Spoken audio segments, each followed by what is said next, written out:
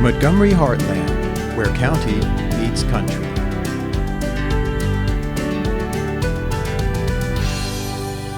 On July 9th, 2020, Montgomery County Councilmember Criss sat down with Jeremy Criss, the director of the Office of Agriculture. They met at the Agricultural History Farm Park in Durwood, Maryland, to talk about the county's agricultural community, the coronavirus impact, food security programs, the 40th anniversary of the Ag Reserve, and more. At this filming, Montgomery County was in Phase 2 reopening. So Jeremy, I know that we have over 550 farms, I think, in the Agricultural Reserve. Absolutely. Talk about the diversity of those, because I don't think that people realize that there are 550, first of all. Right. But then all the different kinds of farms that we actually have. Yeah, Montgomery County is so fortunate to have such a diversity of ag. What's really interesting is that we're starting to see more production of fruits and vegetables in a small scale. We're seeing a growth in the number of farms between 1 and 10 acres in size, smaller scale type operations. And they're the ones that are really embracing the local food economy and producing local food for either farmers markets or the consumer custom CSA. And we're also seeing growth in the number of on-site farm markets. So in 2004, we changed our definition to include horses and equestrian facilities. So we have a tremendous horse industry with over 10,000 horses. We're also fortunate to have the horticultural industry. With all the residents that here, they will all want to have beautiful lawns with trees and shrubs and flowers. So a lot of the nurseries that we have in the county are producing a variety of products for the residents. And so then on top of that, we have traditional ag, corn, wheat, and soybeans, which is the largest number of acres that we have in the county. And it produces a variety of products for the livestock community, whether it's for the chicken industry, which is the largest agricultural product in the state of Maryland, the chicken broiler industry. But then also the livestock community that we have with beef and goats and sheep. So you were on the council and you were instrumental in the passing of the Farm Alcohol Production Statute. That provided a vehicle for a growth of all different kinds of businesses, farm wineries, farm distilleries, farm breweries, and farm cideries. And also, in keeping with that, we have people that want to get out to the farm, to have the farm experience. And so we wrote into the statute with the council's leadership to provide a venue for events, to provide an opportunity for people to come and visit a farm like this. We're very fortunate, the total ag community, the revenue generated is about $282 million a year. And wait, can you say that again? $282 million is the total. $282 million, $250 million in revenue generated. Yeah, each year, and that's measured by the three areas, the equestrian community, the horticultural community, and then traditional ag. The largest of all of them is the hort. The horticulture is about $154 million, and that's because it's a very high value crop in terms of, and it takes a while to grow the trees and the shrubs. What's really neat is how the farmers work with one another. A very close community. I've spent my career here in Montgomery County to get to know all of them and how they stop what they're doing, especially in this COVID-19 environment. There's been a lot of folks that have rolled up their sleeves and helped other people. So it's a really tremendous community. So, you know, you mentioned about COVID-19 and the coronavirus pandemic that we find ourselves within right now. Talk about the effect that it's had on the farming community. Sure. So you've got Butler's Orchard in your district, and I can't tell you how many phone conversations I've had with Wade trying to walk him through the COVID-19 instructions for pick your own operations. Right. And they say that all employees and all customers must wear masks. So when Wade Butler heard that requirement, he calls me and says, now where am I going to get all these masks from? Right. So, and everyone was in the same boat trying to find supplies of masks. Right. So we have rolled up our sleeves. The Department of General Services, David Dice, he found 3 vendors that were really reasonable prices. So we were able to get the farmers to contact those vendors to get masks and other PPE supplies at a lower cost. So that's just one example. At the farmers markets, there were a lot of people that were running to the farmers markets to try to grab all the food that was there as soon as the market opened. Right. So the farmers that were there were happy about that for the first week or so, but then they realized, well, if they keep this up, we're going to run out of our capacity to produce this amount of food. So that's not a bad thing, because what it has shown is that we have huge potential for the local food economy to grow more food, because we have so many people, over 1 million people, that are really starting to question where their food's coming from. And there's a preference that they'd rather buy food locally, whether it's at Butler's Orchard, the on-site farm market, or whether it's at a farmer's market or the community-supported agriculture CSAs like Red Wiggler, Woody Woodruff, he's also in your district. So CSAs are a really good model, and what we've learned with them is that more and more people now are actually coming to the farm in this COVID-19 environment to pick up the food, especially after the restaurants were closed. A lot of fruit and vegetable producers were selling to the owners of restaurants, but once the restaurants closed, we had difficulty trying to figure out how we were going to get that food to the people that had been previously had buying it wholesale. So then when the restaurants were allowed to do carryout, that's where the owners of the restaurants and the chefs would come to the farm and pick up the products, take them back to the licensed facility and make the food and do pickups and carry out in front of their restaurant. Well, I think that, again, one of the things that we saw as a council was really trying to focus on making sure that we tried to provide as much in terms of resources and support for our farmers as we could. You know, trying to release some of the regulations and restrictions that were there, but also putting money behind it. Understanding how important it was for us to move forward with ensuring that there was food sustainability.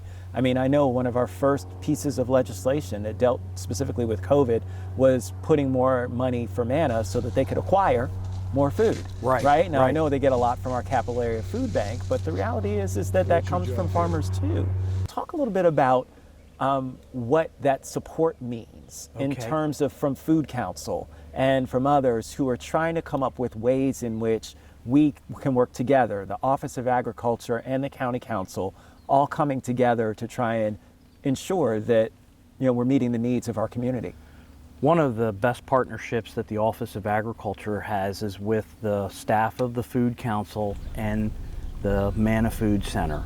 Those women are like an army. They are amazing. They have so much energy, and when they call me and they ask me to help them, I drop what I'm doing because I know it's going to help the farmers in the end run. That's great. So the MANA Food Center's Farm to Food Bank program is really being expanded due to your efforts with the Food Security Task Force.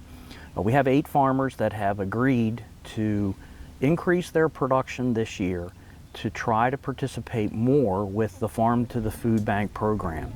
And so this is something that is new for us. They've always had it, but it's been a smaller scale than what we're trying to do now. So that's been really exciting. But I wanted to get back to the point you made where the County Council has provided resources in this COVID-19 pandemic. And the Office of Ag has made sure that all the farmers are aware of the Public Health Emergency Grant, the Telework Assistance Grant through the Montgomery County Economic Development Corporation. We also have another program that we partner with the state of Maryland called MARBIDCO, Maryland Agricultural Resource Industry Development Corporation. That's a mouthful. And so we have right now 14 farms that received $113,356 from the Public Health Emergency Grant.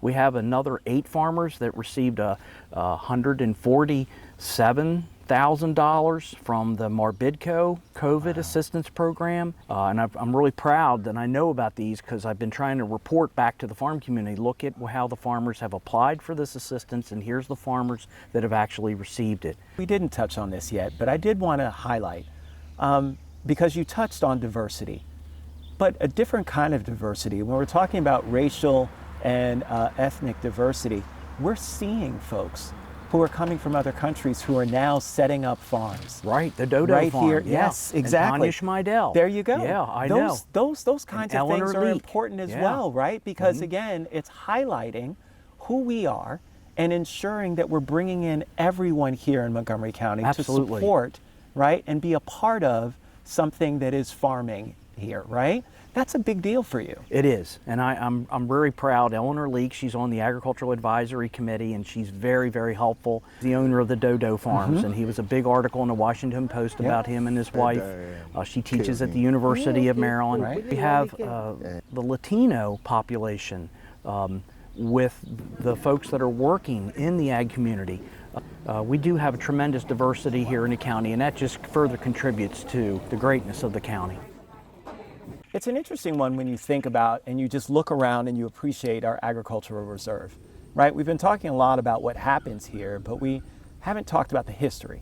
And it was back in 1980, I think, that we made the decision to establish our agricultural reserve, over 90,000 acres, 1/3 of the county's landmass, Right. dedicated to farming.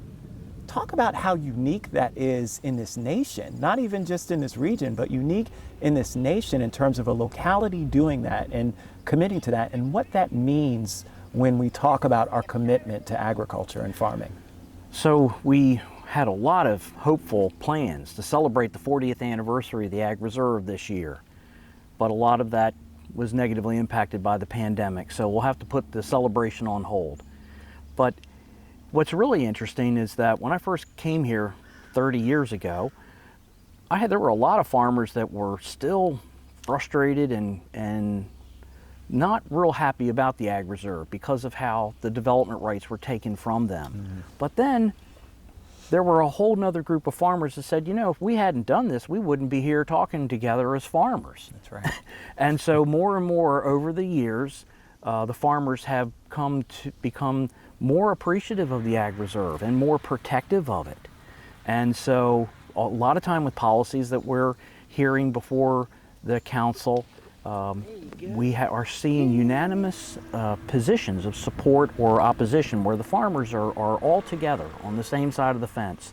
And so I think that's a reflection of why the Ag Reserve was created, and it's the main reason why we still have over 500 farmers here in Montgomery County with over 1 million people. Right. Jeremy, I just have to say thank you. Not only thank you for your service over 30 years, as you've mentioned, to this community in terms of representing agriculture and fighting for farmers and making sure that that remains a key tenet of Montgomery County. Absolutely. But also for your dedication in terms of understanding that we in farming can do so much beyond just feeding people. It's about employment. Right, Right, absolutely. and economic Over sustainability. 10,000 jobs. There yeah. you go. It's also about environmental sustainability as well. Absolutely. Tending to the land, Yeah. growing things, is counteracting climate change. Yep. I mean, and folks need to understand and realize that too, that farming is actually good for our community, Absolutely. good for our Yeah. environment, right? And so also helping to guide future generations to understand what the potential is with farming and to make sure that we support them in those efforts, and to grow new crops of farmers, Right. Yeah, Folks who have never even thought about it, folks who are opening up vineyards like Windridge There you Vineyards go. Yeah. and others, The Butts you Brothers, know, yeah. lilac farms and all kinds of stuff that are now popping up throughout. Right. That's what's happened based on your leadership. And so I just really have to close by saying thank you I appreciate to you that, Craig. I for do. making that happen. Yeah. I know that every day I enjoy coming to work, and it is exciting because I know that I'm helping people, but I'm also making a difference.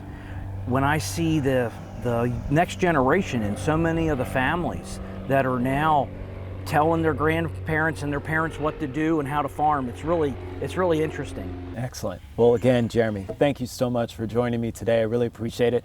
I know, want to take a look at those roosters over there. I heard them crowing. They were trying to chime in on some of the things we were talking about, so that's great. But thank you very much. You're Appreciate welcome. it, sir. You're welcome. And that's the same service that we